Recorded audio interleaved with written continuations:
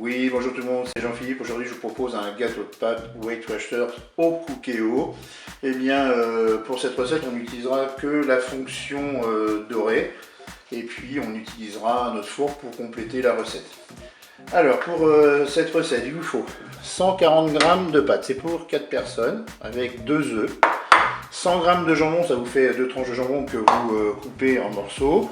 Là, c'est dans la recette originale, il y a 4 cuillères à soupe de gruyère râpée. En fait, ça fait 50 g. Là, il vous faudra 800 ml de lait. Ensuite, du poivre et du sel. Et puis, pour déguster, éventuellement, vous pouvez faire une petite sauce à base de coulis de tomates aux champignons, par exemple. Moi, j'ai fait une version simple, c'est pour les enfants. Allez, c'est parti. Je passe en mode manuel et en mode doré et je vais verser le lait dans la cuve. Et puis on va porter le lait à ébullition. Alors pendant que le lait est porté à ébullition, ce qu'on va faire, c'est qu'on va faire la préparation. N'oubliez pas de faire préchauffer votre four à 210 degrés. Là, on va casser les œufs.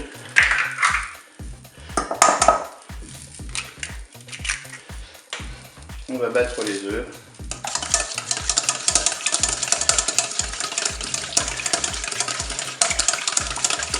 On va ajouter le jambon et puis le gruyère râpé.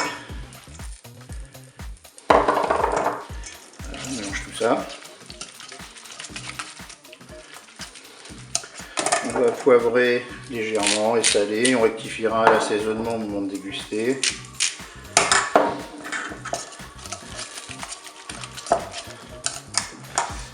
Donc voilà, le lait est à ébullition. On n'est pas encore arrivé à la fin du préchauffage de la fonction dorée, c'est pas grave. Je vais mettre les pâtes dans la cuve. Et là, on va faire cuire 4 minutes. Donc là, pour la cuisson des pâtes, en fait, vous regardez le temps indiqué sur le paquet et vous l'appliquez. Maintenant, je vais mettre ma préparation. Je vais mélanger mon jambon, mon gruyère et les œufs avec le lait et les pâtes. Je mélange bien. Là, on va pouvoir arrêter la fonction dorée. Je vais maintenant verser le contenu de la cuve du cookéo dans un plat qui va au four. Là, j'avais plus de moule en silicone, donc j'ai pris un plat et puis je l'ai beurré. Voilà. Et maintenant, il ne me reste plus qu'à enfourner ce plat. Et puis on va le faire cuire environ pendant 30 minutes.